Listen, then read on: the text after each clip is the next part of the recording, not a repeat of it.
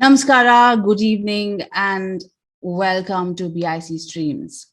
Bangalore International Center, or BIC for short, is an inclusive and neutral platform for informed conversation, intellectual dialogue, exchange of ideas, and the arts.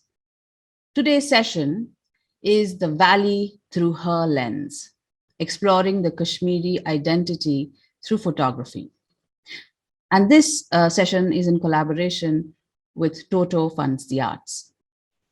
Nawal Ali, Ufaq Fatima, and Zainab Mufti are the co-founders of Her Pixel Story. Please look them up on Instagram. And they are a collective of women and non-binary photographers based in Kashmir. They explore photography as a tool to share the Kashmiri narrative from a female perspective that acknowledges and manifests the positioning of women in Kashmiri society, conflict, and resistance. Her Pixel Story initially started as an Instagram page where women photographers could connect and work together. It has since evolved into a community, moving beyond gender binaries and encouraging collaboration through photography. Tanvi Mishra is a photo editor, curator, and writer, and was formerly the creative director at the Caravan. And this evening, she will engage Nawal and Zainab, who are tuning in from Srinagar to talk about their individual photographic practices, as well as the value of a collective within the larger Kashmiri narrative. The full bios of the speakers will appear in the chat box, which is at the bottom of your Zoom screen.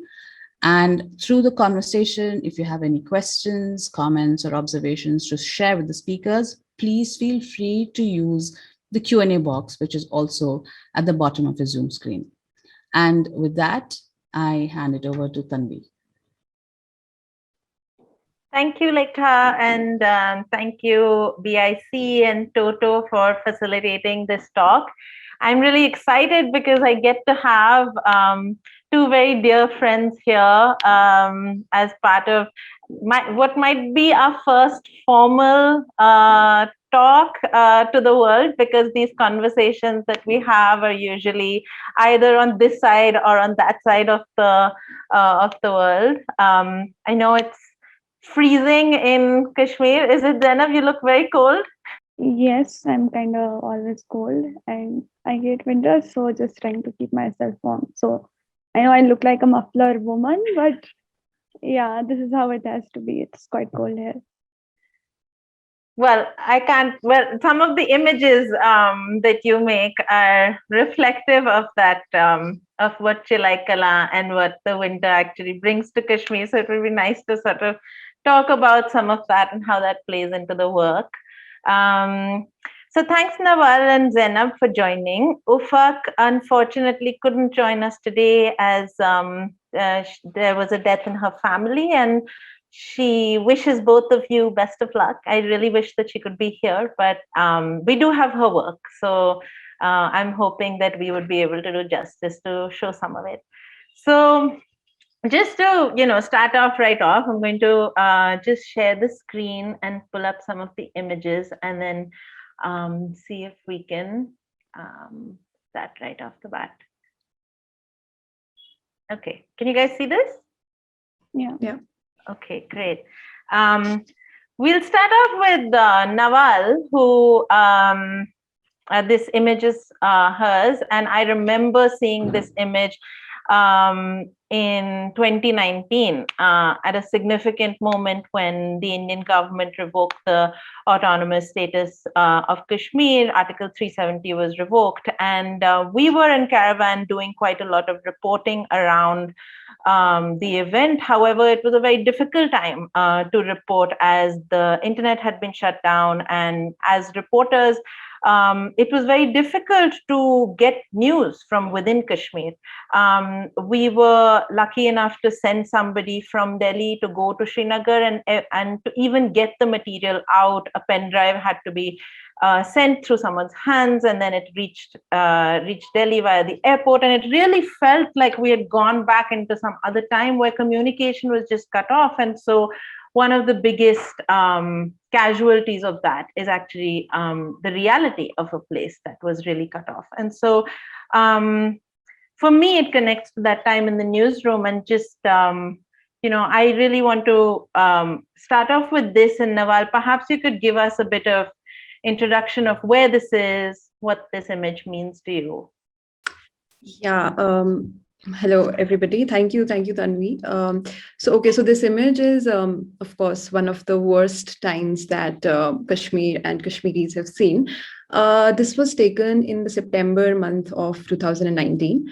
Actually, so after when 5th of August happened and everything was shut down, we couldn't go outside our homes, and I wasn't enrolled in any media house or anything, so I did not go out and shoot or report what was happening. So even people in Kashmir did not know what was happening in Kashmir. Or I mean, I live in a locality in Srinagar. I did not know what was happening in my neighborhood. So although I already had some tickets booked for Hyderabad for the 23rd, 24th of August, which I had booked back in June, so I could get out. And when I got out of Kashmir, I then read certain news and news articles that Indian media houses had published. And with that, I got to know that, Anjar, this place in Srinagar, it's on the outskirts of Srinagar. That was one of the only few places that was actually protesting, and they were taking out rallies every Friday. And women, men, both of the genders, they were taking out rallies, and it was even telecasted in a few international media houses. So when I came back in the month of September, and hadn't met my friends, hadn't met my relatives at all in this 1 month. And then one day, suddenly, on the 11th of September, I just went out. And I went to Ufaq's house, unannounced. I did not know her address also. And I had actually spoken to her sister who was in Malaysia while I was in Delhi, and I had took address from her. And I just went up to her house and I took her with me next day to Anchal. We had actually gone there to shoot and to report what women's participation was in all of these protests, because I had seen outside in Delhi that a lot of news reports and pictures were coming out of women. So on the 13th of September, on the 12th of September, we went to Anjar and we spoke to some people. We made some contacts, met a lot of journalist friends there. Then this was on the 13th, which was a Friday. So this was basically a protest after the Friday namaz from local masjid of that area. And so after the namaz, first there was first caravan of men protesters went around the entire Anchar locality, and they rallied with posters, and they had made posters the night before, and they rallied around the locality. And then the women protesters went by and they were rallying. And this scene, basically, this was actually a very sudden moment when I was basically walking in front of them. And I suddenly turned my back, and there was this scene I saw, and I had not seen such a scene in Kashmir in reality.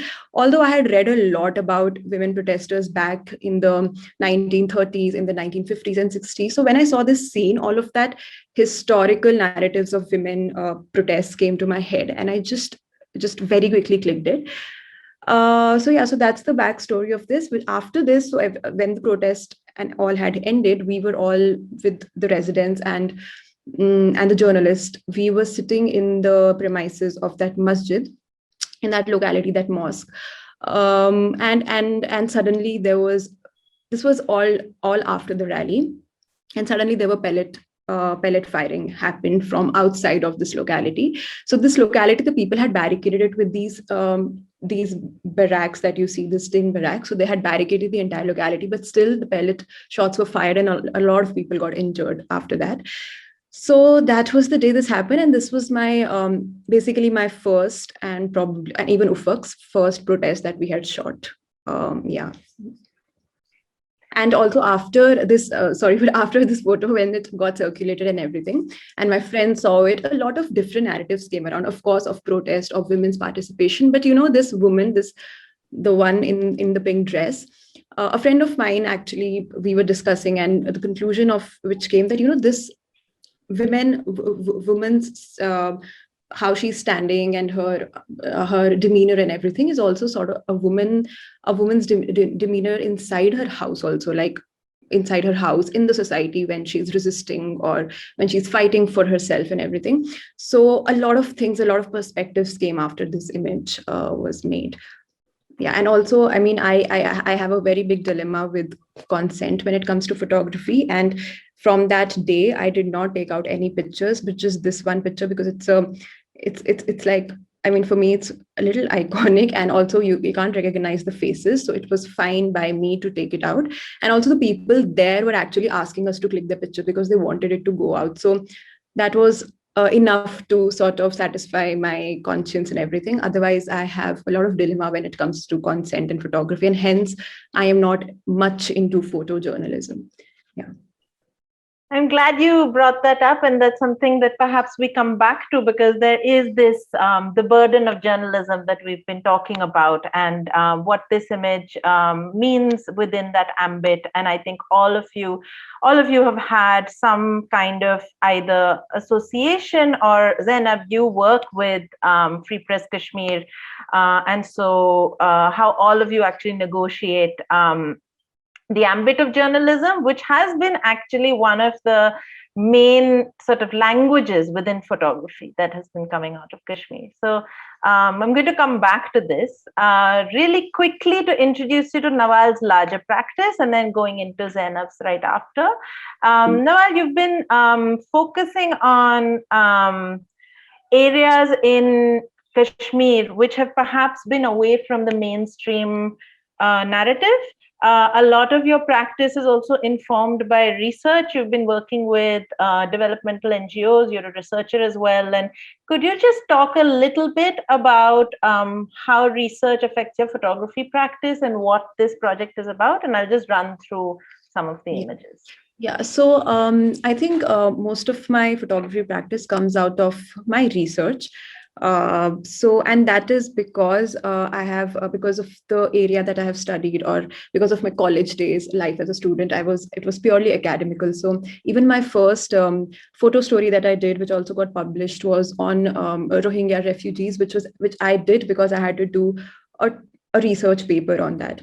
So, I mean, that's like a little anecdote how this all started. But then the reason that my practice is more into research and photography is because, with research, I get to spend a lot of time with the participants, with the people that I'm talking to. And it's more, so because there's a long-term association. So because the problem with me is I cannot just very quickly take out the camera and click photos of people. So I have to talk to them, I have to meet them again and again, and then only can I click photos, and I need like their full consent and all of that. So I think that's one of the reasons that research informs my photography practices. And these photos that are being shared here right now are from a long-term research that I've been doing from past one and a half year on the line of control areas of J&K. So basically, the line of control is a de facto border between India and Pakistan, which was created in 19 after the 1947-48 war, and it basically divided villages between India and Pakistan. So there's a Kashmir in Pakistan and there's a Kashmir in India. And it divided families. This photo, for example, is, I mean, there are a lot of things that go around LOC. It's not just divided family. So this photo, the white thing that you see is a leg of a very old man, which had to be amputated after he was injured by a landmine. So there are landmines also around LOC. There's a lot of factors. So I do research, and then my photography, basically photographs complement that research. And with NGOs as well, I mean, I have been associated with NGOs here in Kashmir, and the work that I was sort of associated in that NGO, I would do that for a longer term, and then I would bring in photographs in that when I have a good relationship with the participants of that area. And I mean, it's very important to document that is there. So, but the documentation comes only when I have a good association with them. So yeah, so all my photography is basically my research projects, complementing my NGO projects that I have taken. This is also one of the photographs from an LOC area in Kupwara. And this photo, the physical photo, black and white, that you see is basically this kid's grandfather, which was who was left on the other side, basically, and he's never visited this side. So so that's my basic photography practice. I mean, it has to be research, and then photographs sort of complement them. This is also one of the areas in Punch in Jammu division.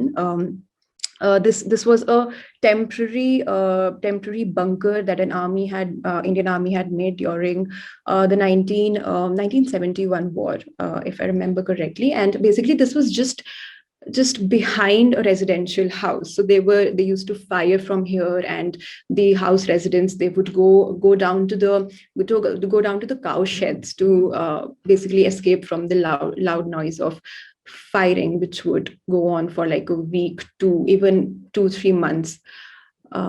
Yeah. Thanks, Nawal. Moving on to Zainab, whose practice is actually fairly different from yours, and that's also something that perhaps we touch upon, how the three of you bring very different voices to HPS and how that collectivization happens. Zainab, your practice is very intuitive and so much, it's diaristic in a way, maybe we could call it that. So much of what you document is within your home, but you also have recently been actively working as a journalist. So I wanted you to kind of talk about how you straddle these two different worlds and other connections between the images that you make at home and the ones that you make outside, and if there is the same language you use in both the terrains. Hi all, and thank you for the session, Tanvi. Thank you for the introduction. So for me, I think the only thing that is common for me in the photojournalistic practice and what I do at home is that I'm constantly thinking about the place, the kind of the stage for all the pictures I make, which is Kashmir, right? And for me, in photojournalism, it's always like, you know, the images have to be very direct, and it has to be like there is a certain code that it has to follow.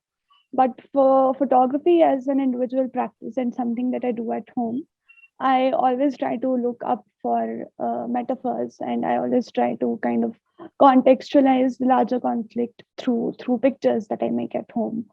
And yeah, it's kind of it's difficult sometimes because till now I think like till last year my practice was quite slow and it was kind of very indirect. But with photojournalism, it's like it is about the presence. It is about being at the right place at the right time. So yeah, it's different, but I think it's doable. Would you mind telling us a little bit about these two photos and maybe explain a little bit about what you said and how that perhaps comes through here? Yeah. So the set of these two photos is this one is actually from a military operation site. So what happens in Kashmir that every time there is a military operation, the civilian properties are destroyed by the armed forces after the operation is over. So this one picture is from Srinagar outskirts where a similar thing happened. And so for me, like the moment I saw there is this pomegranate tree, which has kind of, which was destroyed, which has now uprooted, like it's no longer growing or anything. It just has these small flowers on it. And the moment I looked at it, I was taken aback to the pomegranate tree that we have in our own kitchen garden, the one that had snow on it.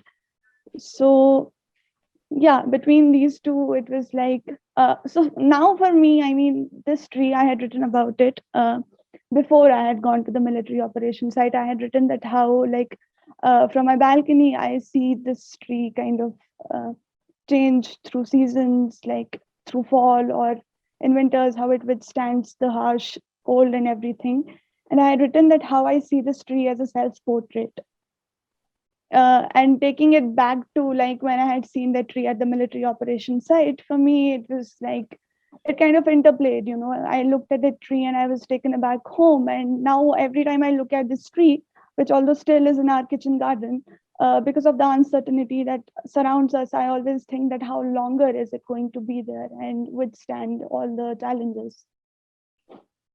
Do you ever worry if the metaphors that make sense in your head, if they translate for others, or is that never really something that you are concerned with? So for me, I think it's I would call it the burden of explanation, which always lies on the shoulders of the one who photographs. For me, I find it like I always like to talk about these images. I always like to contextualize it because to someone, I mean, to any outsider who would look at this image, it's just a pretty image and it's snowing and it's, they don't know what it means. So for me, I think I always like to explain it, but sometimes I think people, for every image, I think people can come up with their own meanings, which can be, it can be more like a reflection of their own expression, So it kind of depends on that. It depends on image, it depends on the audience and all of that.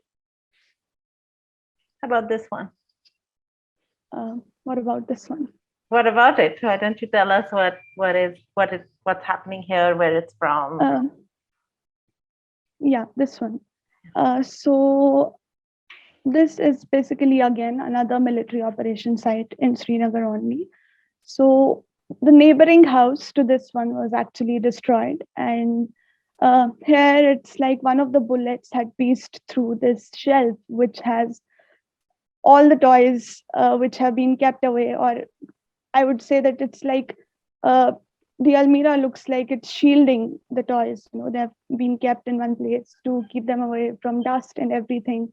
But then it's like for me it was, now this is where it's like even in photojournalism, sometimes when I look around, I would like to slow down and kind of think of an image not just journalistically but even metaphorically, what it means to me. So here, like, as you can see that the shield has been it has a bullet hole, right? It has been broken, and it kind of became a metaphor for me to kind of think about how we can say that the violator has missed the target, but maybe for them the target was to destroy the protection and not the one who is being protected. I do kind of keep thinking about meanings for my images in those ways. Do you always find a place for images like this? Do you always find takers for images like this in journalism, or are they sort of being collected in your personal archive and maybe get added onto your personal work? With images like these, I think they do end up in the personal archive because like with the language of photojournalism, what we always need is something that is very direct to show that active violence, or to show that military presence and everything. So these do kind of end up somewhat in a personal archive, and I do kind of revisit them from time to time, looking for meanings and how like they can be representational of the larger conflict. Moving on perhaps to Ufaq's work, who both of you can give us a bit of an introduction to. For me, I actually see there is some similarity between Zainab and Ufaq's work, perhaps only because of the place where it takes place. So much of the work is actually, almost all of Ufaq's personal work is made at home, but it comes from a different place. Like, so much of it is self-reflective, it's psychological, speaking about her own mental state. We don't have all of Ufaq's images, so we're just going to show some of them from a series that HPS had posted, and perhaps one of you could run us through them.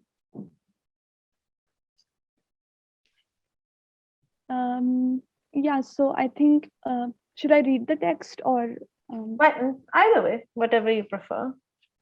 Okay, so basically this was a photo series that Ufaq had made in August of 2019. Nawal already explained that what kind of a time it was for all of us. There was no communication. We absolutely had no idea even about each other. I didn't know where Nawal was. Ufaq didn't know where I was. And yeah, so for Ufaq, this was, again, like for her, it was a difficult time. And this was a series that she made inside her room, where she spent most of the time of 2019 siege. She calls this series Damput, which is a Kashmiri word for silenced, or we can say choked. And that is what the series was actually about. So with Ufaq, a lot of her work is about kind of seeking refuge from her own anxiety, or she like she had told us the other day that for her, photography is something that she can do when she is at her worst. And I think this series is quite reflective of that. There's Ufaq has also spoken about sort of looking at mental health, and perhaps you could share a little bit about how you also saw that other people, even though the series is very personal, there are others who have perhaps resonated with similar ideas. Yeah, I think that's where we talk about like collective memory, where once we had posted this series, by the way, about this picture, it was very later after we had shared it on our Instagram that Ufaq told me that these droplets on the floor were her tears actually. So she was going through a very bad period, but for her, even then, it was the time when she didn't want to stop photographing.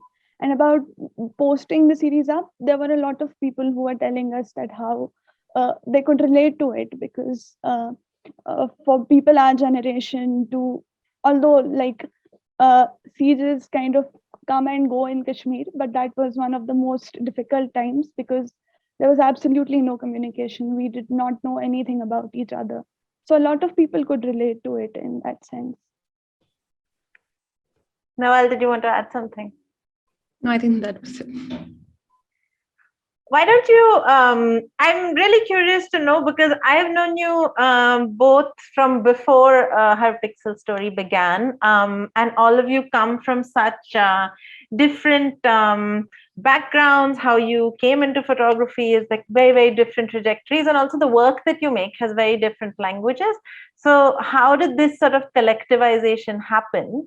And perhaps for someone like me who's been observing Kashmiri narratives for a while, especially from storytellers and image makers, a lot of them being photojournalists, a lot of them being men, there is an informal collectivization around news events, right? Like when there is a say when there is a protest or there is an encounter or there is anything that is taking place within Srinagar or maybe even outside, a lot of photographers move together. They move in groups to go and cover something.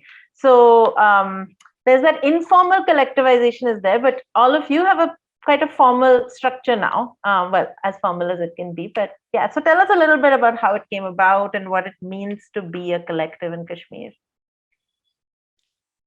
So that's a story that everybody has heard. I don't know how many times. So yeah, so basically we did not know each other 4 or 5 years before. All of this came about when that a photo book had come out on Kashmiri photographers, and they were all men. Beautiful book, but all men photographers. And that time we all had different lives. We had no idea about each other. So I think a lot of people went up to the editor to say that there are women photographers aspiring and established who could have been part of it. And because a lot of people went up to the editor with these disappointments, maybe. So there was a workshop. Of course, about that. You helped us with that workshop. A workshop was organized by Sanjay Kag, the editor, and so he had asked me and a lot of other people that he already knew to get whoever women photographers we know, to get them together for this workshop. So I had contacted Zainab through Instagram because I used to follow her work, and even Ufaq through Instagram I knew her. So that's how actually we informally came together as HPS. But when the workshop happened, after that we kept meeting to go for walks, and we used to go for walks. We used to shoot in Srinagar itself. We kept meeting, and then one day Zainab was like, let's open an Instagram page where we can at least share the images that we are making while we are together going to all these places. So that's what it started off as, a very simple thing where the women who are practicing photography wanted to just go out and not feel weird about being in the streets while photographing, or not be bothered about the gaze of the military gaze, or other gazes that are there on women on the streets. So that was all what it was about. We just wanted to go out together and make it simple for each other to shoot, and to also exchange ideas, exchange knowledge, uh, and just develop work. And then slowly and gradually we started also contacting a lot of the women who might be interested in photography and want a platform like this. So basically this platform was more about um, um, of course collectiveness and togetherness and accessibility and all of that. And yeah, and then slowly we also thought of expanding further from just women gender group.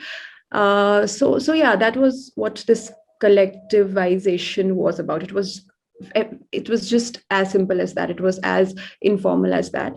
And then now we have started doing workshops and being a little more formal, getting doing print sales so that we can get funds, making records of who is attending our workshop, who are we going to call next, and all of that. So it's more formal now.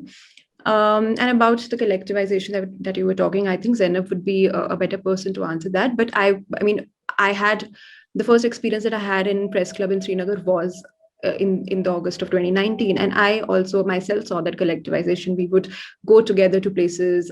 Journalists would tell us. Ufaq and I were sort of an outsider in the press club at that point of time, but we could feel a community sense there at that point of time during August 2019, that they were sharing places that we could go to where protests were happening or where we could get some information. So yeah, I think there has always been that kind of community sense. But yeah, of course, Zainab can tell a little bit more about the. Zainab, you've been shooting recently quite a lot. You shot this film on Muharram, and you've also been going to various sites, where like some news breaks out. And so, do you always go with people, and why? Because so I find it so interesting, because photographers a lot of times can be also it's an isolated craft, and many actually go individually because there's a competition in terms of essentially who's going to break the story, who's going to get it out first. So yeah.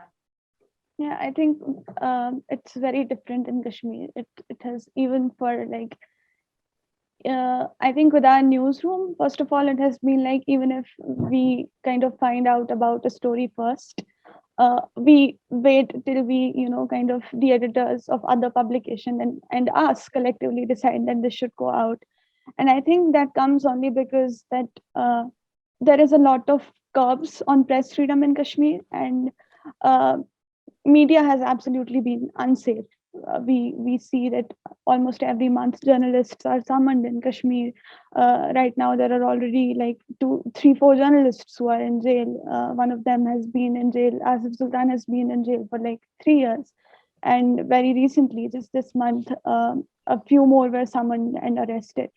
So with that, I think for journalists in Kashmir, this collectivization is very important, because it is kind of, for your own safety, because we have seen instances where if there are only a few media personnel going to cover a certain event, they have been beaten up by the police, and even like sometimes the locals are kind of suspicious, and it even makes them uncomfortable. The media presence makes them uncomfortable, and that being because of how Indian media has portrayed Kashmir, it's always very difficult to explain that we are not among them, and we do not tell stories the way they tell. It also, yeah, it's basically about that. That's why it's like, for us, it's like, unless and until we know that about 5 to 10 journalists are going to the same spot, we won't, because for us, the only means to stay safe is to stay in a group. And yeah, that's how we kind of navigate. It's interesting. We've sort of drawn upon this idea that we've been talking about how Kashmir is portrayed, and how Kashmir has been seen. You spoke about the Indian media. There is also, there has been so many gazes towards Kashmir. It's been seen sort of as this paradise land. I mean, Bollywood seems to, and now fashion, it like sort of forms the backdrop of a lot of fashion shoots. But then there's the Indian media narrative, especially post the revocation in August 2019. And then there's the tourist gaze as well, right? That you guys have all been talking about. Which you have always found is very dissonant to the Kashmir that you see. And I'm going to pull up perhaps a couple of the images that maybe you can tell us a bit more about these and how this ties in. Yeah, so this basically is a tweet from 2020, actually. It was when the siege completed 1 year, the siege of 2019. And this is when a lot of Indian journalists had parachuted to Kashmir once again to kind of talk about the developments, quote unquote, that had happened in Kashmir at that time. So in one of these pictures so Kamaljeet Sandhu is, I think she works for Times Now. So she is a journalist. And I don't know, the picture to me is so ironical, and even the caption, "I and ice cream at Dal." So I can see ice cream, I can see shikaras, and I can tell you that the shikara walas for that whole year, they couldn't make a single penny because it was all locked down. And these are the daily wages. These were the people who would kind of wake up in the morning and then earn in the day and eat in the night. But it was not possible for them. So I don't know how, how for her how can she only see the scenery of this and not actually introspect into what actually has happened in Kashmir post abrogation, or what has happened in Kashmir, all these years since, let's say since 1947. Like there has been a lot of economic suppression, which doesn't get reported by these channels. So yeah, there's that. And then there was also, like, we saw a similar tweet in August 2019 only, actually. I think Nawal can talk about it, because that was the time when she was kind of on the field. She was going to protests and everything. And it's strange that at the same time, the only thing that Barkhadat could find was a cart of apples and a scenic Jhelum view. Over to you, Nawal. Yeah, this is funny. I think I had forgotten about this beautiful tweet. So this is 23rd of August. And I think, okay, so that was the time I left Kashmir for the first time in 2019. But, it is very weird that she even got hold of apple somewhere on the road. I don't know if it can't be a street vendor at that point of time. I don't know where did she get hold of these apples. So I mean, for us, it was so different back on the 23rd of August in 2019, where there were 13,000 plus people who were detained in Kashmir. They were being tortured in jails. On the roads were completely empty. There was military everywhere. I mean, we already have a lot of around 800,000 personnel there. That time there were 12,000 more personnel. So I mean, it's very weird that she did not even get even one army person in the frame. So that was the time. I mean, and that time, Anchar, from the photo that was the first photo that was presented here, that place was basically, I wouldn't say burning, but it was active, so much active. There was so much of resistance there. There were protests every Friday, right? After 5th of August. They would make sure that after every Friday namaz, when they would gather in the masjid, they would come out and protest, and they would make posters the night before. Girls would make posters, and they would then go out and protest. And I don't think every Friday, but at least on 2 or 3 Fridays, there were pellet injuries. Women were hurt, men were hurt, and even ambulance was not allowed to go into Anchar. Anchar, that area, this locality from where the photo is, it is right next to one of the biggest government hospital in Kashmir schemes, in Srinagar schemes. The ambulance wasn't allowed to go to that area because the police would tell the ambulance driver that, if you come back with pellet victims from that area, hand them over to us, and you can't take them to hospital. Or even when they were taken to hospital, they would be detained from there. And it's completely weird. I can't even go back. I can't go to the fact that what was happening to people inside their homes when they were caged, what was happening to their mental state, what was happening to their financial and economy of their family.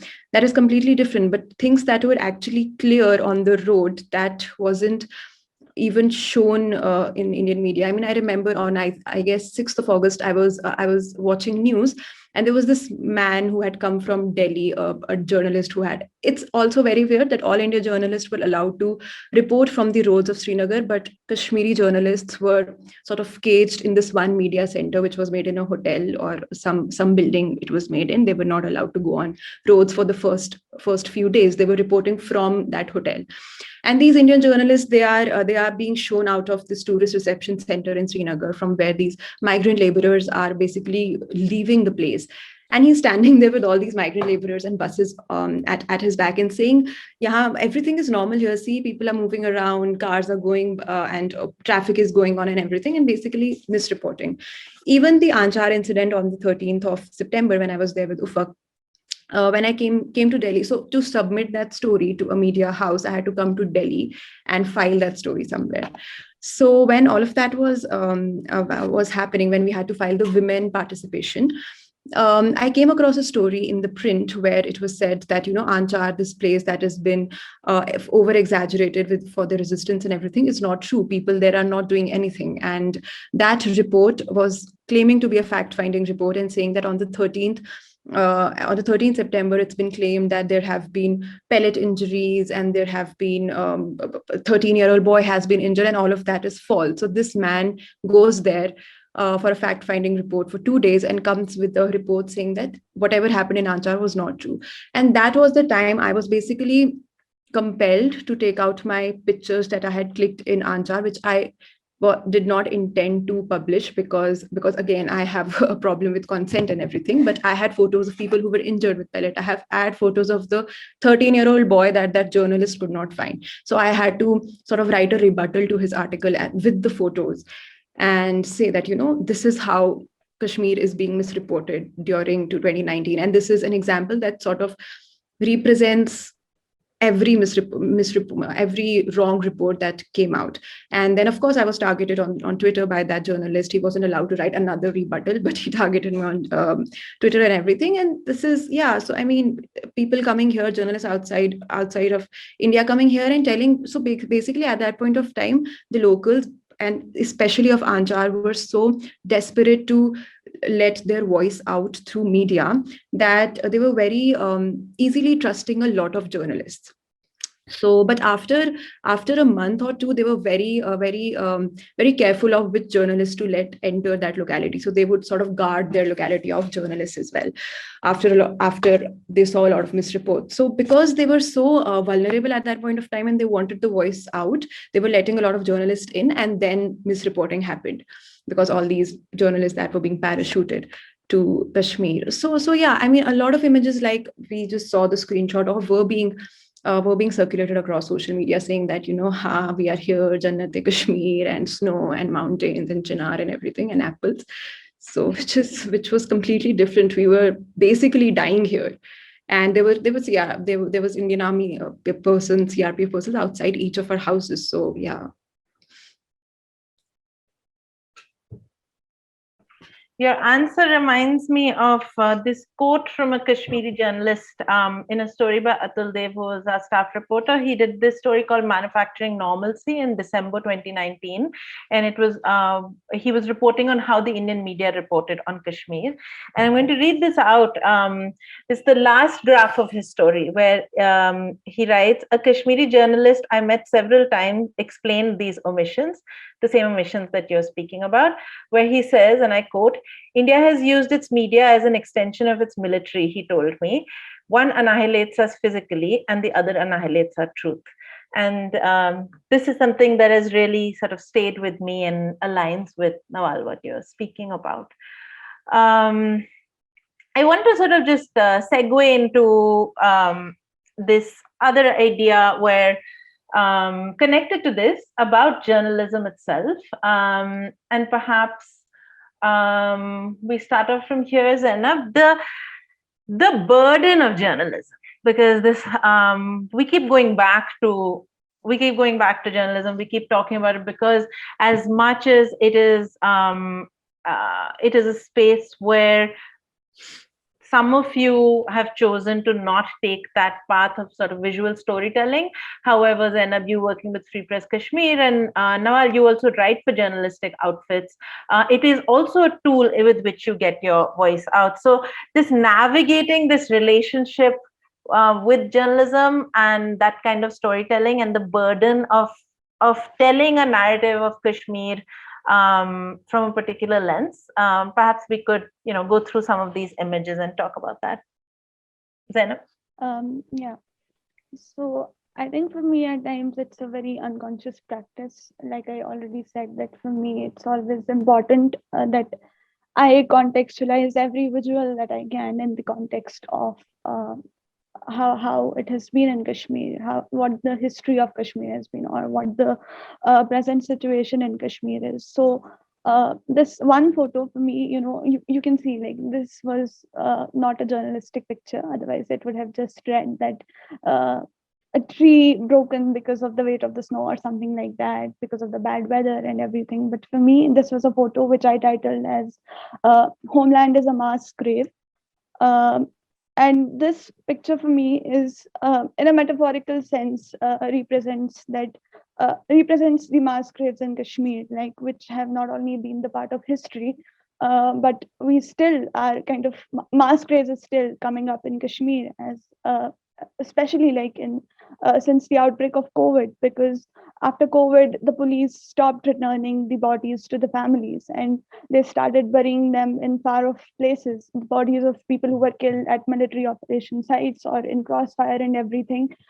They started to bury them far away in the mountains, and they would just number these graves. So it's like the mass graves is still being constructed in Kashmir. And for me, it was a photo which represented that, although sometimes it's not easy to contextualize every visual with respect to Kashmir, and it also sometimes makes me very, I don't know, it's disturbing to kind of so extensively think about a visual and how you can contextualize it. But sometimes it comes very easy. Like for this one, it was like the moment I looked at it, I was like, okay, this is about mass graves. Yeah. So unlike like burying of bodies by military in far off places, this is a recent picture. I shot it on it was on 12th October that a civilian was shot dead. An 18-year-old civilian, Shahid, was shot dead in Shopian near a CRPF camp. This is from this month, last month, right? Yeah, last month, October 12th. So yeah. So basically, to give a little context in Kashmir, funerals of martyrs or of civilians who die because of the war are very glorified in Kashmir. Like the deceased gets the welcome that a groom would get when he kind of goes to the bride's house. It's very similar to that. So this one picture was where the family had really insisted with the police that the body of their son should be returned, and it was one of the very few funerals that, not the few, one of the very first funerals that happened after the outbreak of COVID in Kashmir. And this picture is actually from South Kashmir, where the whole village had gathered to get the last glimpse of the face of Shahid, the 18-year-old boy. And this woman here is, I know the picture is a little grainy because it was shot at around 8 in the night. And here the woman is trying to get the glimpse of the face, and she's also kind of lighting the way from where the funeral is passing.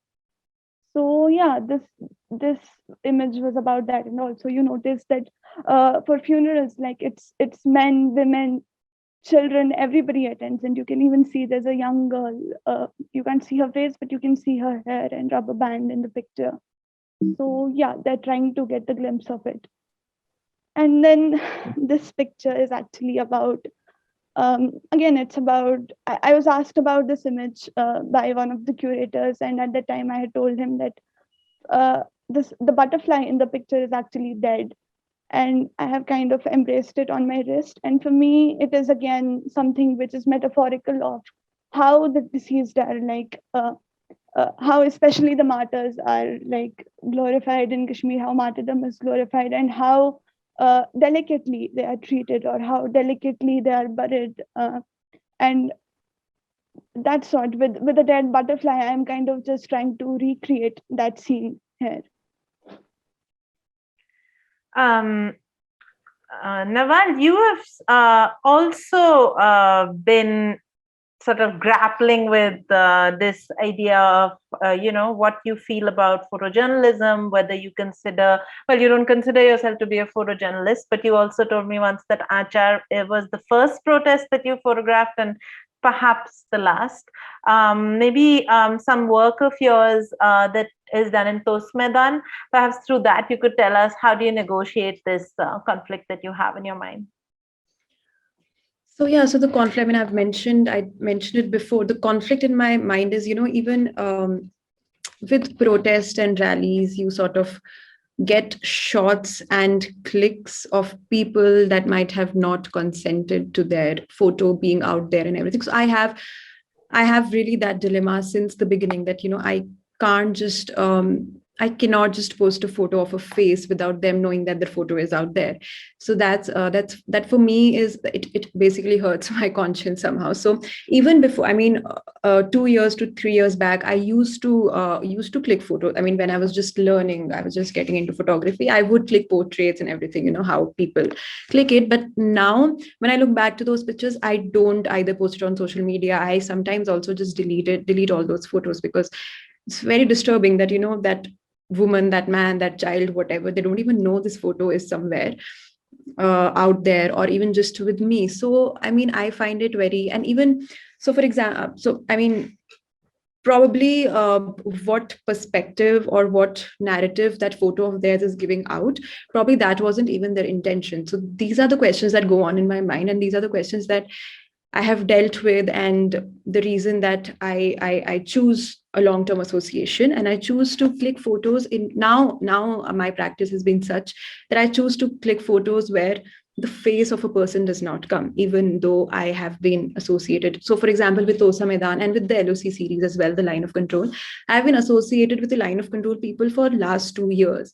I mean, I've spoken to them continuously for 2 years, but still now I make sure that I do not click their photos. It's not about their security or their safety. It's more about what message that photo is giving out, and I mean, they're not getting anything out of it. So why do I have to use their photos? One thing is to take their stories out is one thing, and I know images are a very important component of that, of giving that lingering effect to a story in a person's mind. But somewhere there is a dilemma in my head that I cannot put a person's face now out there. So this Tosa Maidan series is basically, I was working with an NGO here, not even an NGO, it was a civil society group. And Tosa Maidan is an area in central Kashmir in a district called Budgam. It was one of the 3 most big firing ranges of the Indian Army. And by Indian Army, I mean all BSF, Air Force, all the sections of military. So this is a large, very huge meadow, and on the foothills of Tosa Maidan, there are almost I think 30 villages. So when the firing would happen, when the practice would happen, firing range is basically a place where military practices their new arms and gets used to it or whatever. So people have lost their, so these are mostly nomads, the Bakarwals who, Kashmiri Bakarwals who go around in this meadow and graze their animals. So they've lost their animals. A lot of people have lost their legs due to all of this firing and landmines and everything. And the previous photo was actually in the background. There was a lot of deforestation, which was done by the military to clear the field and everything. So with them, I have not, this wasn't just a research work, but we were working for their rehabilitation in terms of economy, financial rehabilitation, psychological education and everything. So I have had a long-term association with them, but still I could not click photos of the victim survivors because I was like, what am I giving back to them? I'm of course, there's an awareness being created and everything, but there's nothing.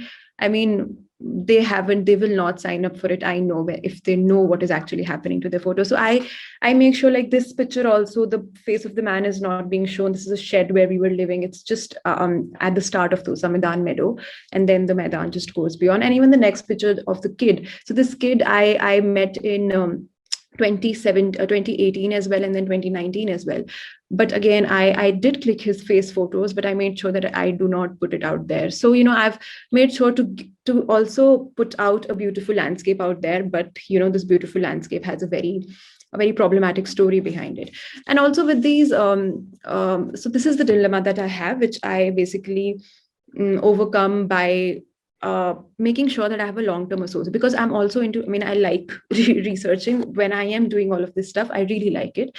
It just comes naturally, or I don't know if I should say like it, but it comes very natural. Not like it, because it also creates a lot of trauma inside your head when you listen to these stories, but it comes very naturally to me, just like Zainab said, and I don't feel this as a burden when I'm researching. So I make sure there's a long-term association, so that a little bit of my conscience gets satisfied with that.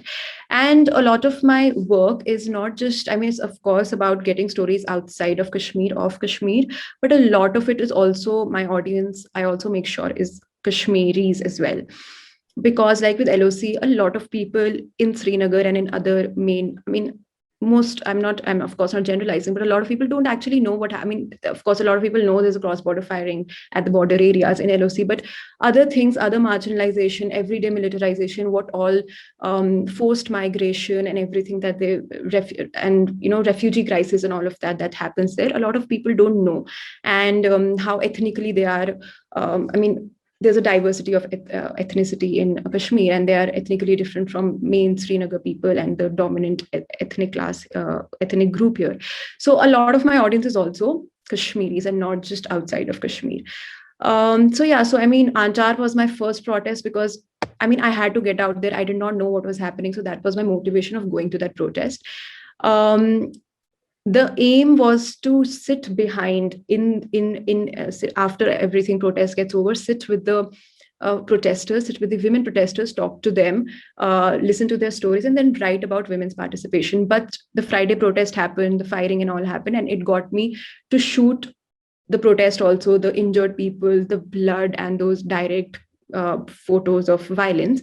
And again, I did not have any intention to put it out, because again, that dilemma that I have talked about, but because the misreporting happened, I had to, those photos were of use at that point of time, because I could prove that, okay, this has happened in Anchar, and what the Indian media is reporting or has reported is wrong. So that's the thing. And of course, I don't, that doesn't mean I don't believe in photojournalism. It's of course very important, but for me, I don't think it's for me, because sometimes it's taken out of context. The one in the photo did not even intend it to be like that, and all other things that I've mentioned. Yeah. I want to ask about, this collective has, come together, say it's been, 2.5 years? And you have such different practices, and with somebody like Zainab, who is actively involved in journalism, and your practice is so different. In this way, this is like one way in which you're quite divergent. So are there other disagreements, and are there other sort of, spaces where you guys just don't see eye to eye? And then how do you resolve that in a collective? Of course, there are a lot of disagreements in terms of, in every term, and even how to function, not basic criteria or regulations, but nature of the collective as well, and how to function and how to go about. So of course, those technical disagreements are always there. And even although our overarching identity is a Kashmiri, and all our work is related to that and conflict, but even within that larger politics, that larger same politics, we have very different politics just with photography also very different politics. But it's very interesting, and it's a lot of fun also sometimes when we get into arguments. We do get into arguments. Earlier though, we used to get into arguments and didn't know how to come to a consensus, but now it's just not arguments. These are intellectually stimulating discussions that we do. And a lot of sort of learn also from each other, but I can't remember a certain anecdote. I don't know, Zainab, if you can remember anything that we might have disagreed upon. I think, yeah, the one thing that we disagree upon these days is, when we have workshops and reading sessions of the collective of photo books or photos. So there are times when one of us or two of us, we want not this to not just be a women or a non-binary thing, but also get men involved. But there have been a lot of discussions and disagreements on that. But we have, of course, come to consensus every time when there is disagreement. And I can't think of any other. Zainab, can you? Yeah, no, I was actually thinking about the same. So, and that kind of arises because we know that even for men, like there are no male collectives in Kashmir, even for photo book reading room sessions or photo walks, and or we can say photo meets to happen for them. There are like hardly only, I would say it happens once in a blue moon for both the genders. So yeah, we kind of always discuss that if we should like keep certain events that are open to like to all, there is no restriction in that. And Nawal already pointed out about how there are some technical disagreements which are always there, like what would be the color of the poster or what would be the font of the story and all of that.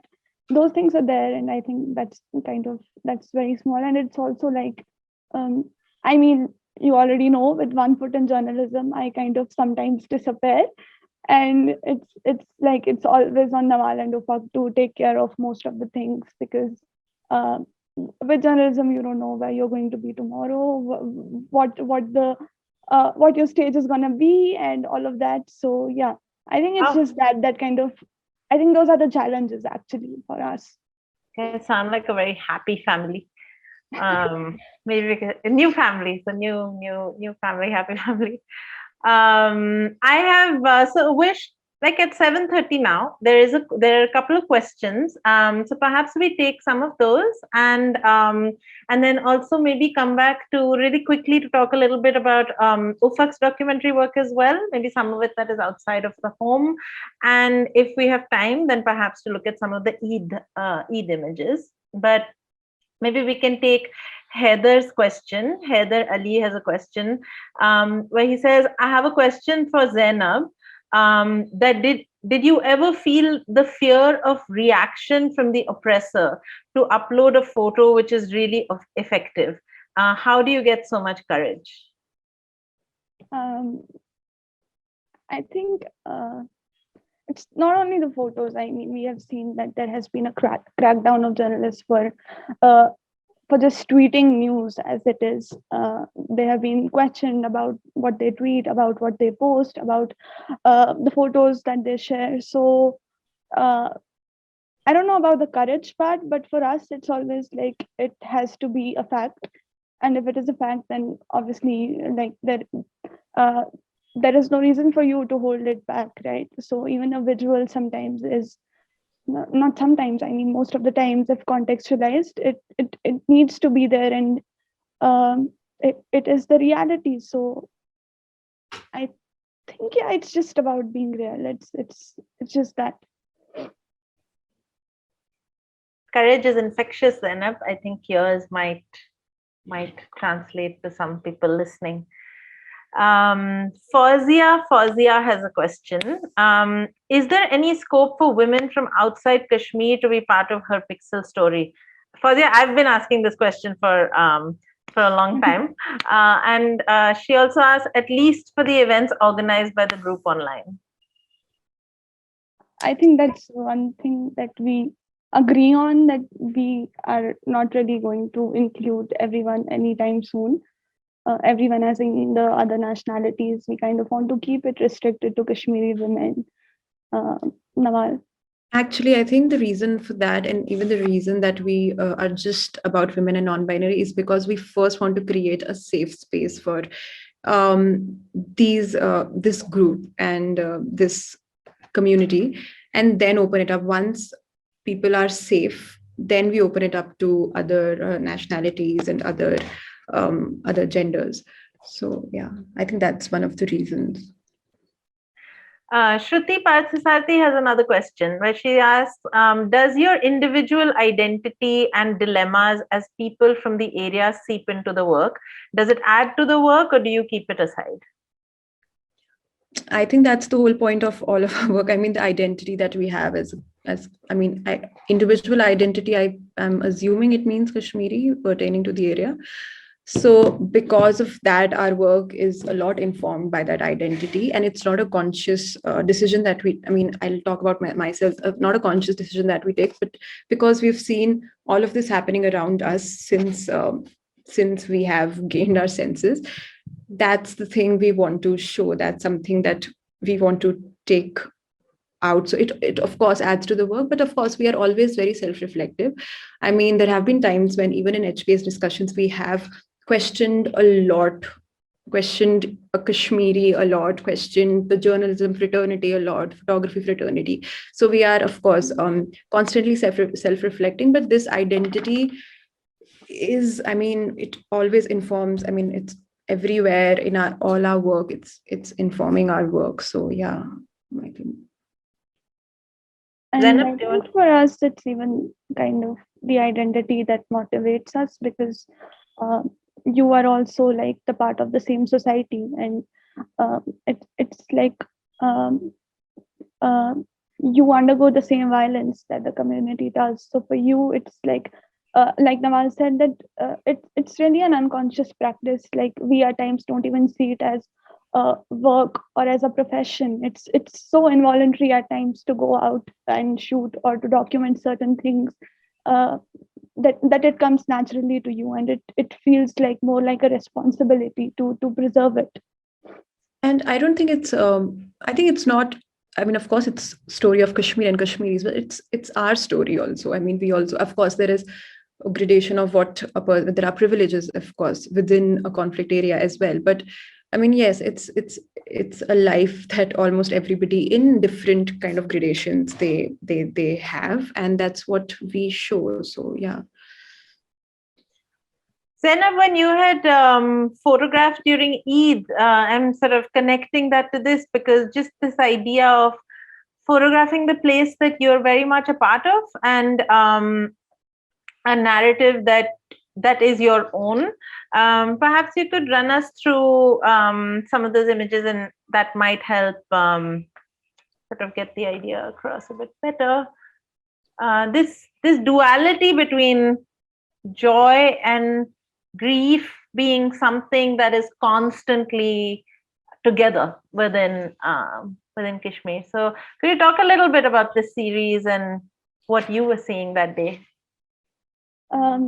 Yeah, actually, it's like I have had a lot of conversations with my friends and colleagues about this idea of joy and grief and how they actually interplay in Kashmir, because no matter, like, although there's always war, but then people get married, there are weddings, people sing, people dress up for certain occasions, like we saw in the previous picture. So all of these pictures were actually taken on Eid, but then there are images like these where this young boy was coming back from Eid prayers, and he was detained by the police on allegations of stone pelting, and he was being it was about lunchtime on Eid day, and he was being taken away. And then again, about like how we are also from the same place and how the stories impact us. I came home and I kept thinking about that boy, and so much that I wrote to my editor that is there a way that we can confirm if he was released or not? And then he called the officials, and we were told that there were no detentions made in Srinagar on the day of Eid. So we had assumed that he might have been released. But you didn't find out for sure, of course. Yeah, we can't trust them. So yeah, there's that. It's just that in Kashmir, like, there's no way of knowing the other side of story. It's very difficult to dig in. We always mostly depend on police codes, on police statements, or police sources. And I'd recently written about it, that how in Kashmir, anybody who could tell you the other side of story is always dead. And that kind of makes it even more bizarre and disturbing. So yeah, these were the Eid pictures that I had made. These are all taken on the same day. And I was out on the Eid, I was shooting, and there were kids who were going out, kids playing and everything. And like we already saw, there was a funeral and all of that. So this is Twaiba, actually. She's from Anjar, the same neighborhood where Nawal had photographed that woman uh, who is kind of leading the protest. This one picture is where she asked her guy friend to give her the gun so that she could pose with it. And I really like this image, like how her hands are henna'd and she's kind of all dressed up for Eid, but the expression on her face is something which is very intriguing. And yeah, she's posing like she knows how to shoot people and all of that. There is that sort of expression. But this is how it is in Kashmir. Children do kind of, I think everywhere, children do, it kind of shapes the events, kind of, the events you see happening around kind of decide what kinds of toys children would play with. And hence, she really wanted to photograph herself with her friend's gun in her hand. Did you, was this the first Eid that you spent away from the house and you were out shooting as a journalist? Yes, yeah, this was the first Eid. Did your parents and your family take to it kindly? So Eid is actually like, it's one of the not, I think it's the only festival in Kashmir that is celebrated, and it's very important. Like there is a whole family protocol that everybody has to be home by lunch.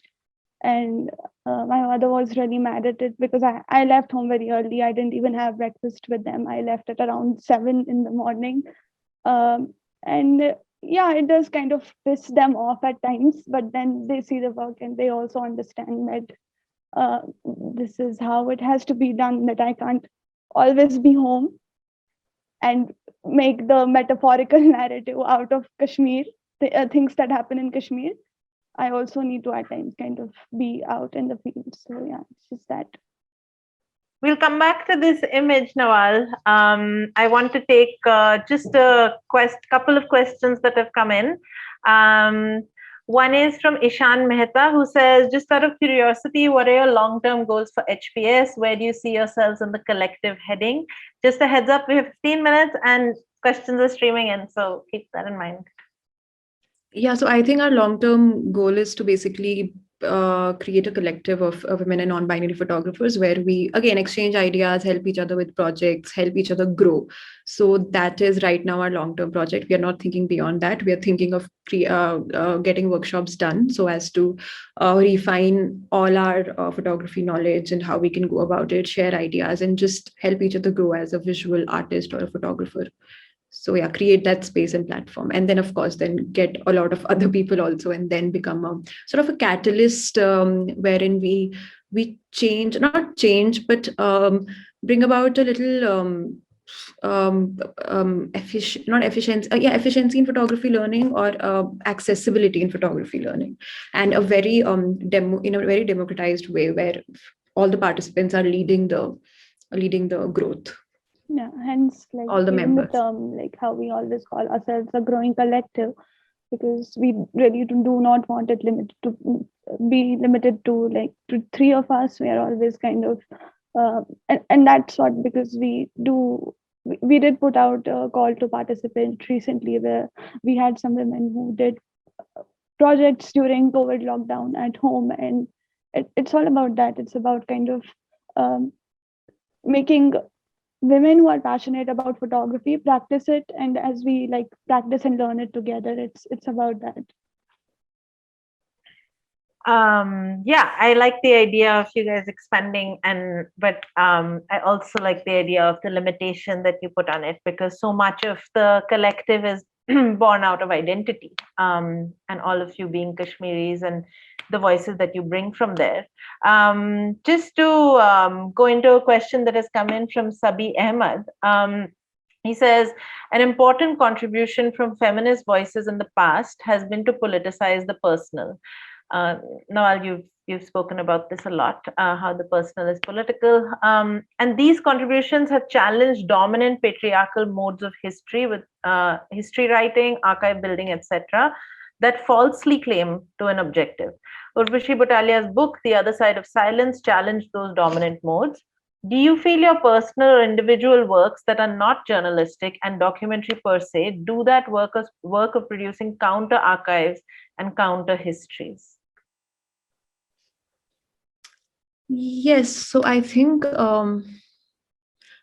yes, our individual works and even journalistic works are informed by the idea that we want to bring out. I don't know if I want to say counter history, but not counter history, but from a different historian or from a different person. So yes, so I think this is correct that we are aiming of bringing out a different perspective in which even just our not the output or the final outcome of our photography projects, but even the practice of photography that we're doing, the act of it, I think is countering the earlier practices or the patriarchal setup that has been there in the act of photography or in the practice of photography in Kashmir.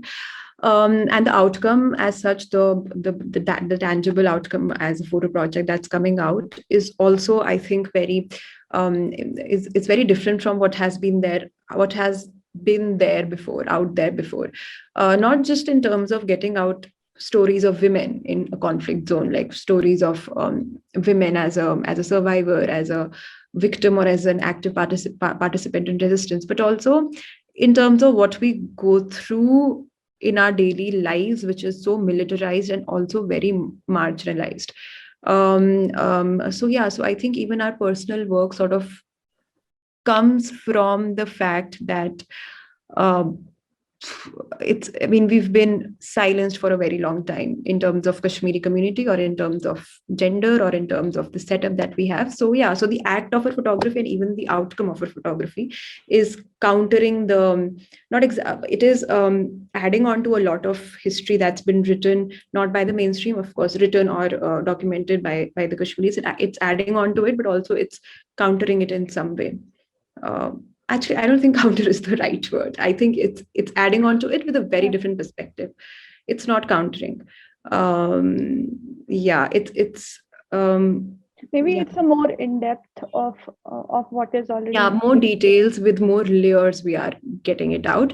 So there are two things right here. One is of course, everything is political, but one is the state violence that we have here, and the other is the society and the patriarchal violence that has been there in every society. So when we see these two with the state violence and the state structural violence, we are I don't think countering what's been written by or what's been documented before by Kashmiris. I'm not talking about other Indian media or Indian historians. So we're not countering, we are adding on more layers to it. But with the other side of violence, the patriarchal violence, I think we are countering a lot of that has been said within the framework of patriarchy.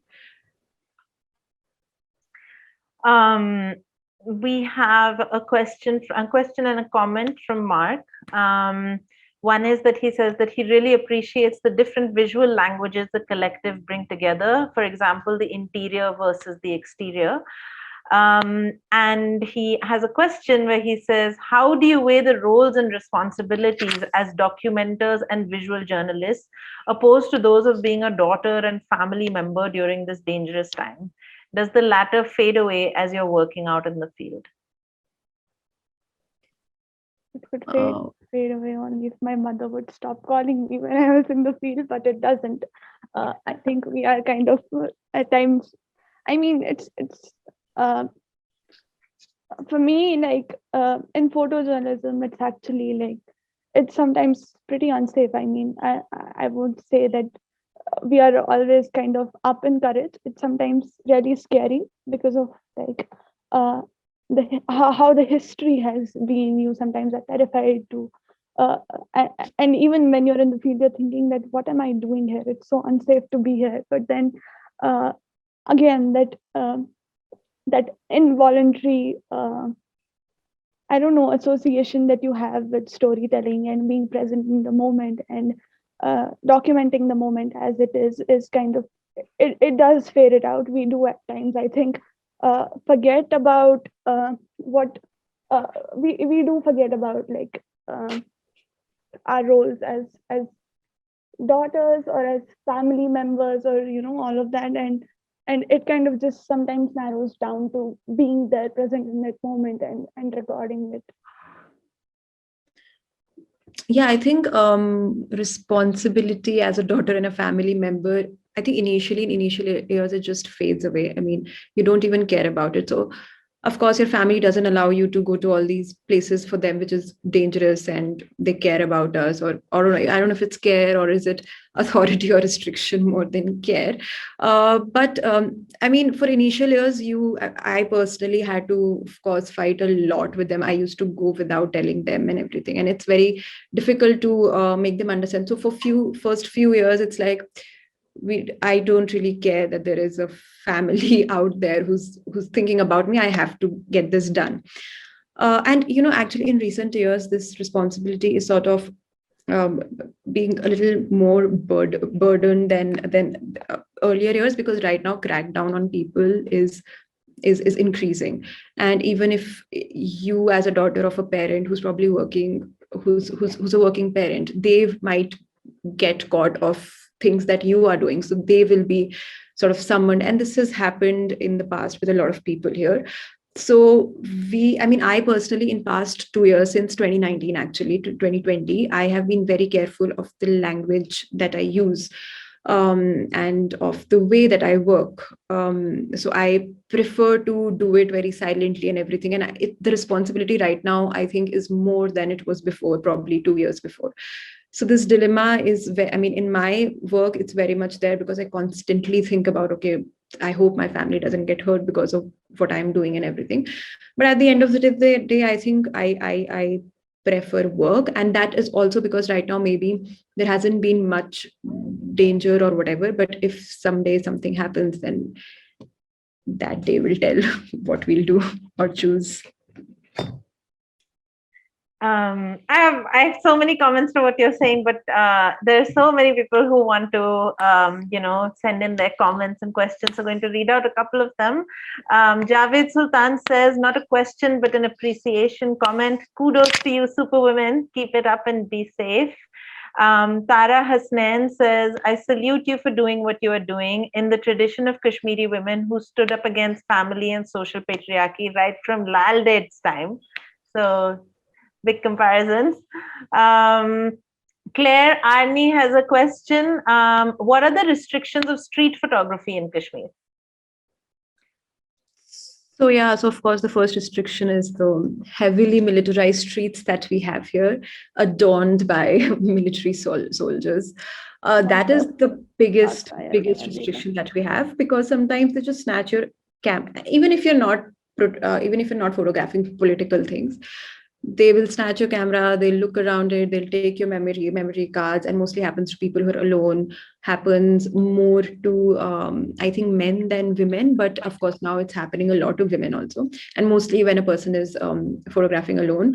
And the other restriction is not really a restriction, but it's, I think, an inner dilemma personally, that when I go to streets and with people on the streets, a camera is equivalent to media is equivalent to Indian media that shows completely opposite of what's happening. So sometimes there is hostility from the people, which is understandable. And when you sort of explain them that no, you're from here and you're not connected to them and everything, that's when the air gets clear.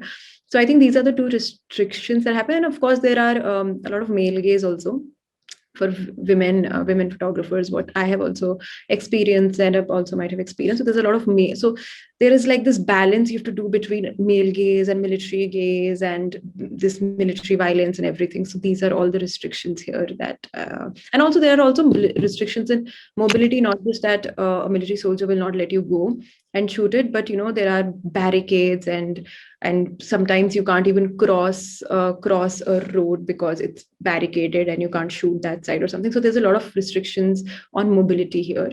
So yeah, mobility is also very political in Kashmir. So a place where authority is sort of exercised. So yeah. When you talk about the male gaze, I had a question for Zainab as well. That Zainab, are you one of the few women who are out there shooting when there is a news event that's taking place, or are there a lot of women on the ground reporting and shooting? There are not many actually. There are very few. There are with like, if there's a major event or something, there are a lot of parachuted Indian women journalists who are present on the field. So it kind of, I mean, usually you would have this idea that if there are more women in the field, at a certain event, it kind of would make you more comfortable. But with Indian women around, it kind of becomes very, it kind of doesn't make me feel safe at all, because they are kind of flouting, screaming out their propaganda and telecasting it live, and even like as since we are the part of the society, again, for you to be present there and to listen to all of that is traumatizing, I would say, because yeah, you're on the field and it's kind of happening, so it's difficult. About Kashmiri women, honestly, like I have mostly seen it. Sana is around sometimes, we go together for shoots, so yeah, she is there, and it's like very few women. It's hardly I see any other women around except for her. And so that I'm guessing that the people who you are photographing, are they used to seeing, one is a fraternity, but when you're out there at a protest or at a funeral, are people used to seeing women with a camera? And what are some of the reactions that you get? So far, I think there are mixed reactions at times, because so I also documented Muharram. We had made this documentary for Free Press Kashmir. So again, Muharram is like, it's a very sacred month for Shias. It's again, there are religious processions. It's a very sensitive gathering, and I think I was welcomed, and women especially were very welcoming, because they felt comfortable, having a female journalist around. It sometimes works that way, but sometimes you also have to draw a line, because especially with Muharram, like those were the religious gatherings, so men were mostly in their prayers, so they wouldn't prefer to have a woman around. So you have to sometimes maintain the distance, and you don't get as much access as your male colleagues would. But I think it's a mix, sometimes. And at funerals, I think again, it's the emotions run high, so you have to kind of keep that distance. You have to navigate. You have to try to be around women more, so that women are comfortable. Like women are always kind of they open up to you about certain things and all of that. So I think we are getting used to it. Anisha has a question where she asks that what kind of images do you see published regionally in Kashmir, or even shared via WhatsApp? How might they be perceived? I think she means how might they be perceived. What kind of images, I guess, maybe what are different from what you see outside of Kashmir? What is circulated? Is there a difference in the kind of images that you see in regional media and Kashmiri media that you don't see Yes, in of course. Indian media? Yes, of course. I think in terms of media, if you're talking about, there is a very clear difference. I mean, she also, I think, mentioned WhatsApp images, which I did not completely understand. But if it's media, there is a massive difference where, even the smallest thing that seems abnormal. I mean, a lot of abnormal things have become normal, but a new abnormal thing or whatever, the Kashmiri media, regional media covers it in terms of images, in terms of political images. So if there is a new bunker or a new military operation happening, or a martyr or anything. So I think Kashmir, these images circulate a lot than they get circulated in Indian media. Like the day-to-day militarization is not very much visually documented by the Indian media than it is by Kashmiri media. Yeah, and I think a lot of course, I think a normal light, fun images are also, I can't although think right now, but I am sure I have received a lot of images on WhatsApp of just a joke or something on the street, which is not, I mean, not very harmful or hurtful. So, I mean, Kashmiri humor, I don't know if it comes out of trauma or what, but it's quite amazing. I mean, I think that's the only escape we have. So all of these kind of humorous images also circulate via WhatsApp, which are not very harmful or hurtful, just for entertainment purposes. One last question that we have from Heather, and then Nawal, perhaps you could tell us about the Adu image to close this off. It's one of my favorite images of yours. Heather asks, it's a question for both of you. What's your feeling when your photo narrative doesn't get place in mainstream media? What is? Oh, we're very happy. We don't. Do we even try to give it to mainstream media? I don't think we even consider mainstream media. I mean, if by mainstream media he means Indian media, then I think the least we want is the representation on such platforms, because I think it kind of, we've always been scared that it might geoparadize our work, because now these are the channels which are usually, propagating the propaganda, just talking about what the state wants to talk about, and I don't know, to be featured or to be talked about in such spaces. It first of all impossible, because the politics of what we do is very different than what they want to talk about, and yeah, it's a blessing that we haven't come under the scanner yet, and we are quite happy about it. Nawal, could you tell us a little bit about this image, where it was taken, what you were doing at this time, and why you thought that it was important to show it today?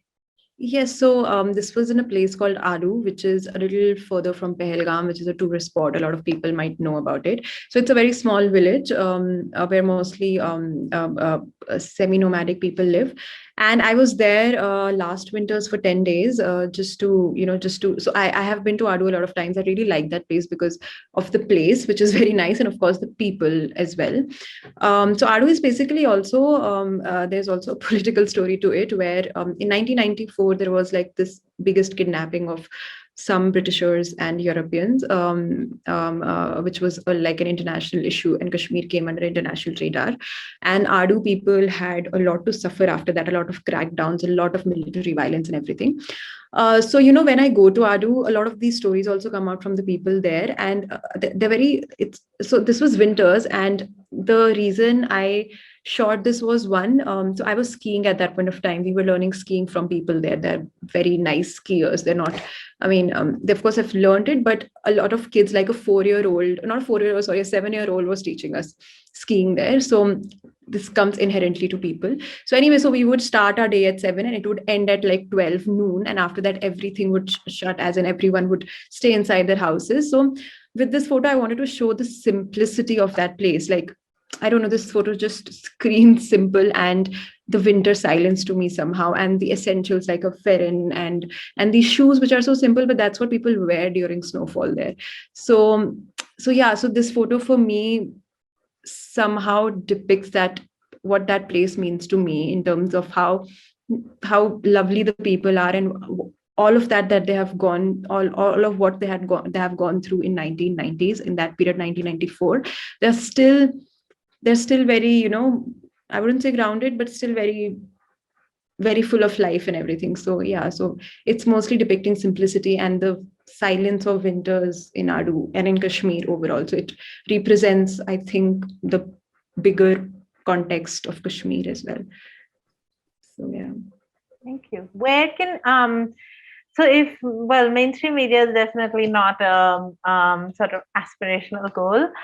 Where can we see, as HPS sort of grows and does stories, where should we look for your work, and where can we see more? I mean, even this Aru story as it develops, or your LLC work, where could we possibly find it? So for Her Pixel, we have an Instagram, Her Pixel Story, an Instagram page where we put everything on of Her Pixel, whatever is happening. And we also did a collaborative project with our participants. So we have like 5 photo stories that we did with them during the lockdown.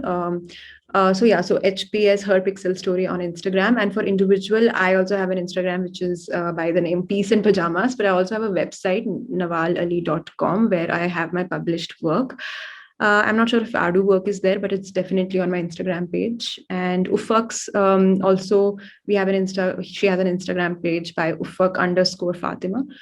And Zainab can for herself. Yeah, same for me. I have an Instagram page where I share like most of my work, and like you already mentioned that currently I'm working with Free Press Kashmir, which is a weekly newspaper and also an online publication. So a lot of my work is there. You can look it up there, or like most of the photojournalistic work and newsy work would be there as it happens. And there's also Instagram. So Great. this is like social medias are quite political. I mean, all our stories are full of whatever is happening here, whatever has happened, histories, screenshot of articles, links to articles, and all of that. And this is from a Hamshera's meet, right? There was this before or after the photo walk, and these photo walks are also, Zainab, only open to women, or only open to women. So yeah, this Currently. was actually currently, yeah. So this was one of the photo meets that we did last month in Pandit House, which is actually on Exchange Road.